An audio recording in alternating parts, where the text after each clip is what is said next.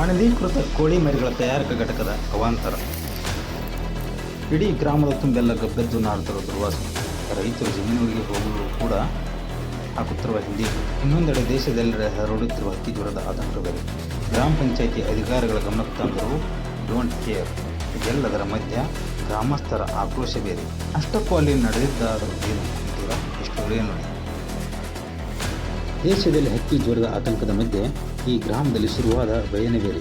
ಸತ್ತ ಕೋಳಿ ಮರಿಗಳ ರಾಶಿನೇ ಖಾಸಗಿ ಜಮೀನಿನಲ್ಲಿ ಹೂಳಲು ಹೊರಟಿರುವ ಅನಧಿಕೃತ ಕೋಳಿ ಆಹಾರ ಮತ್ತು ಕೋಳಿ ಮರಿ ತಯಾರಿಸುವ ಘಟಕ.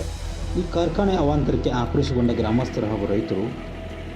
ಹೌದು, ಈ ಇವೆಲ್ಲ ಘಟನೆ ಬೆಳಕಿಗೆ ಬಂದಿದ್ದು ಬೆಳಗಾವಿ ಜಿಲ್ಲೆಯ ಚಿಕ್ಕೋಡಿ ತಾಲೂಕಿನ ಹಿರೇಕೋಡಿ ಗ್ರಾಮದಲ್ಲಿ. ಟಿಯಾ ಇಂಡಸ್ಟ್ರೀಸ್ ಎಂಬ ಕೋಳಿ ಆಹಾರ ಮತ್ತು ಕೋಳಿ ಮರಿ ತಯಾರಿಸುವ ಬೃಹತ್ ಘಟಕ ಯಾವುದೇ ಪರವಾನಗಿ ಪಡೆಯದ ಕಾರ್ಖಾನೆ ನಡೆಸುತ್ತಿರುವುದಲ್ಲದೆ ಇಂಡಸ್ಟ್ರೀಸ್ನಲ್ಲಿ ಉತ್ಪಾದನೆಯ ಹಾನಿಕಾರಕ ತ್ಯಾಜ್ಯವನ್ನು ಖಾಸಗಿ ಜಮೀನಿನಲ್ಲಿ ಡಂಪ್ ಮಾಡಿ ಗ್ರಾಮದ ಸುತ್ತಲಿನ ಪರಿಸರ ಹಾನಿ ಮಾಡಲು ಮುಂದಾಗಿದೆ.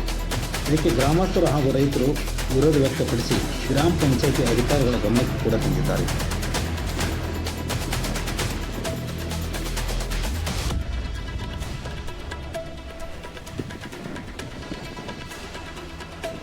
ಫಸ್ಟ್ ಆಗಬೇಕಾದ ಕೆಲಸ ಅಂತಂದರೆ ಈಗೇನು ಅವರು ಇಲ್ಲಿ ಒಗೆದಾರೋ ಅದನ್ನು ಕಚ್ರ ಅಂದರೆ ವೇಸ್ಟ್ ಏನು ಒಗೆದಾರ ಅದನ್ನು ತಗೊಂಡು ಹೋಗಬೇಕು. ಮೊದಲನೇ ಆ ಕೋಳಿ ತತ್ತಿ ಆಮೇಲೆ ಕೋಳಿಗಳು ಮರಿ ಕೋಳಿಗಳ ಹೀಗೆಲ್ಲ ಒಗೆದಾರೆ. ಅದು ಹಿರೇಕೋಳಿ ಒಳಗೆ ಅವ್ರಿಗೇನೋ ಇದು ಪೋಲ್ಟ್ರಿ ಇತ್ತು ಅಂತಾರೆ. ಅಲ್ಲಿ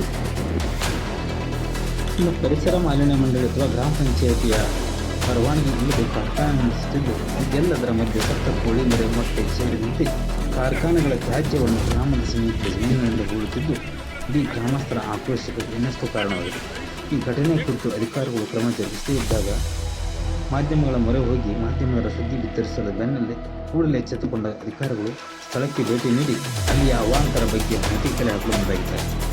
ಕೂಡಲೇ ತನಿಖೆ ನಡೆಸಿ ಎಲ್ಲದರ ತೆರವುಗೊಳಿಸಿ ಕಾರ್ಖಾನೆ ಮಾಲೀಕರ ವಿರುದ್ಧ ಕ್ರಮ ಜರುಗಿಸುವ ಭರವಸೆಯನ್ನು ಕೂಡ ನೀಡಿದ್ದಾರೆ.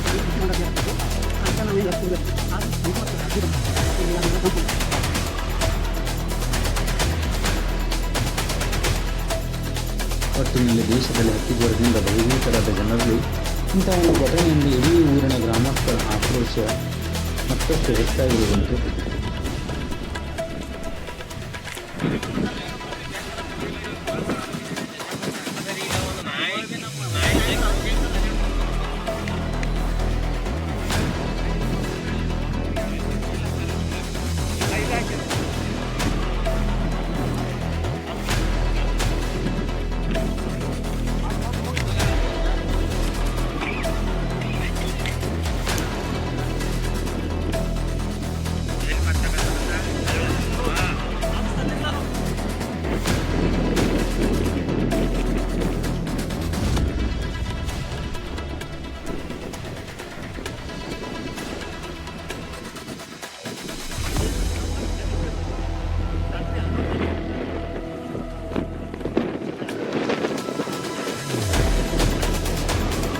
ಅಂದರೆ ನಮ್ಮ ಹಿರೇಕೋಡಿ ಗ್ರಾಮ ಪಂಚಾಯತಿ ವ್ಯಾಪ್ತಿಯಲ್ಲಿ ಬರುವಂಥ ಒಂದು ಹ್ಯಾಚ್ರಿ ಹಾಗೂ ಕೋಳಿ ಫೀಡ್ ತಯಾರು ಮಾಡುವಂಥ ಒಂದು ಇಂಡಸ್ಟ್ರಿ ಇದೆ.